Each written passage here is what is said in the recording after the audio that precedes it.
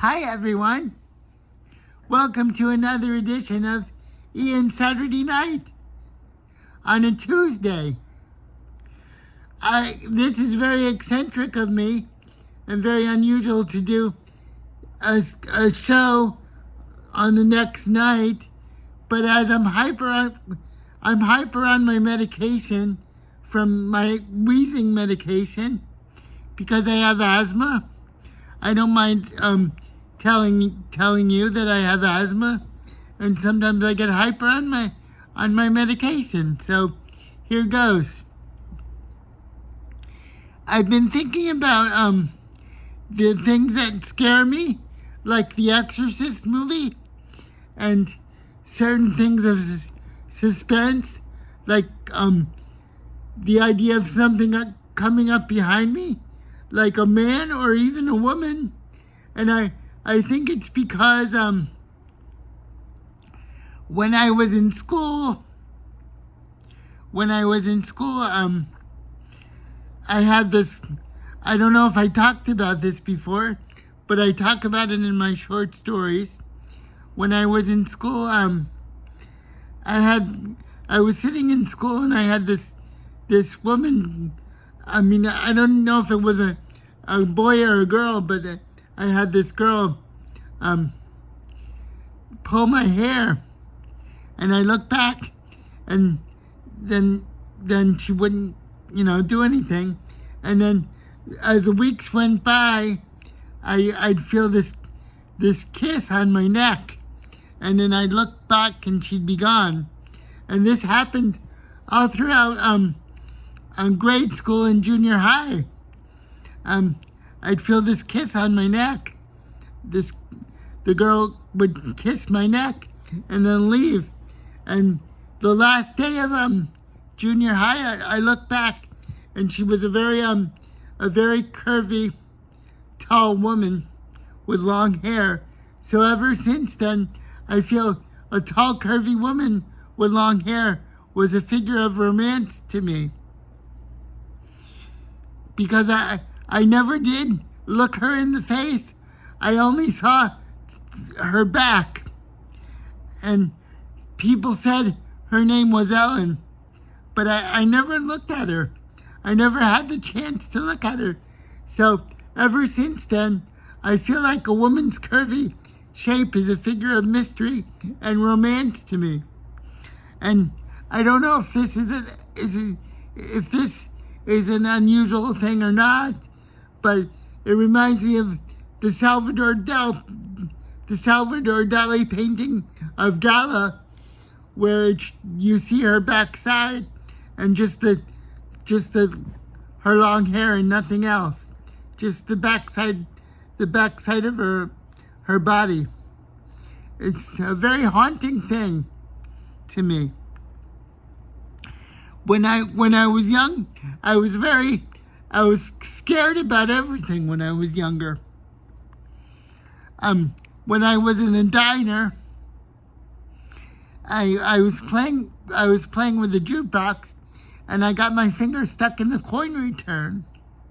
And it was one of those, they don't have them anymore, but it was one of those jukeboxes at the table where you had your own you could play your own music before Walkmans, if you can imagine, or iPods or anything like that. So here was this jukebox at the table. I'd be playing with the coin return, and I got my finger, my right hand stuck in the coin return, and I have a kind of a tense, twisted right hand right here. So you can imagine getting that stuck in the coin return. It was very painful, and it caused a lot of drama. So I was screaming for bloody murder, as you can imagine, and the manager came out. I don't know how I got it, how I freed my finger. It was this finger right here. I don't know how I freed my finger from the coin return. As in my imagination, they had to kind of dismantle the coin return. And I'm not kidding. They had to dismantle it. And, well, I got my finger out, but it was very painful. I survived it. So ever since then, I had a heightened sense of drama. So that childhood memory, combined with the figure of a woman's backside running away from me, as I talk about in my short story, is two very suspenseful and haunting things. And I also wonder if I'll ever be free of being scared by the movie The Exorcist. That scares me very much as well. I don't think I'll ever be free of it. Because I couldn't watch it. It was gross and scary to me, and I could never watch it. And I had a friend, a very dear friend, who was a fundamentalist Christian, and I was always made to feel self-conscious about that movie. So whenever I see images from the movie, I have post-traumatic stress disorder. I start to hyperventilate, and I become rigid and frozen with fear. And I also talk about that in one of my stories. So all these things from childhood kind of well up inside me. And when I think about feelings about being lonely and sad or guilty about romantic relationships, all these feelings come up. The things that scare me. I also talk about in my stories, whenever I feel my romantic relationships go south, as they have done so, I see those movies from that scary. I see those images from the scary movie, and that adds to my anxiety. The person I'm thinking of in question, I don't mind telling you guys. She says that I'm full of drama and then I bring it on myself.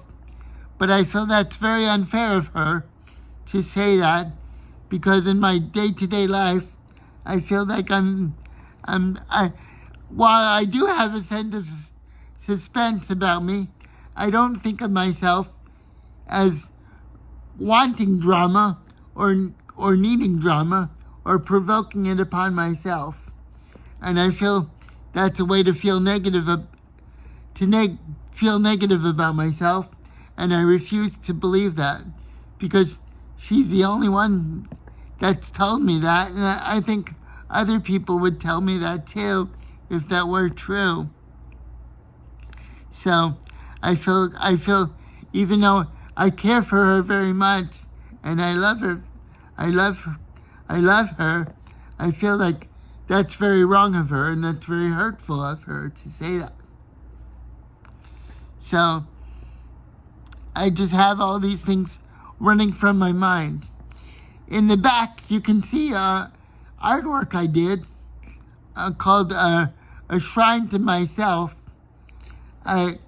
It's a construction of 3 panels done in Zen Buddhist colors. It's supposed to be the middle panel in the background there, made of wood. I don't know if you can see that construction made of wood there. But it's supposed to be the handicapped sign. I didn't do it, the way it should be. And in a plastic bag, it's supposed to be a pill that I had and a lock of my hair with the medical sign, a medical label. But the medical label got lost. Because unfortunately, the painting was tampered with, and the original things got lost on the shrine, which is regrettable, and it was very upsetting. But it was tampered with, without me knowing it. So, that's what happened. It's what happens when you do something creative and you're not famous. It gets tampered with.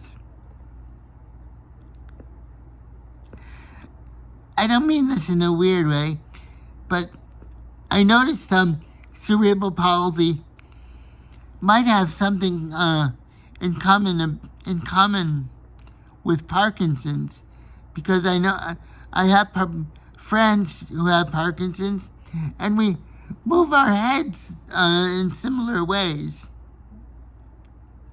I just thought about that, is when I'm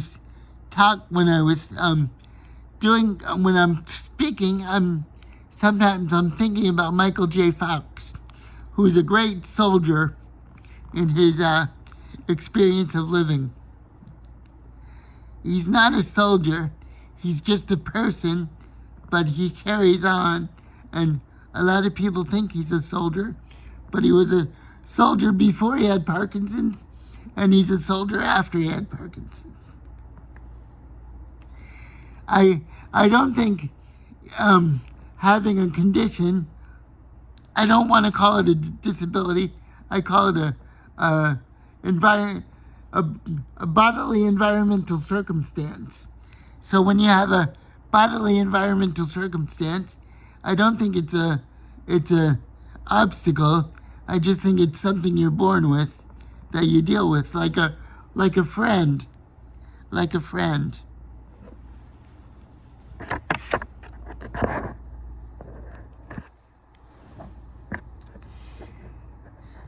So I'm hyper, and I talked a lot. Today I can say that I didn't do too much, but sometimes you just exist, and that's work. I have a lot of ideas in my head, but sometimes they don't come to fruition right away. I guess that's how the creative process works. The next Ian Saturday night, I might read a couple of my stories, just so you can know what I'm talking about when I talk about my memories and things that scare me or give me apprehension. Okay, everyone, I'll say goodnight to you. Thank you for tuning in to another Ian Saturday Night.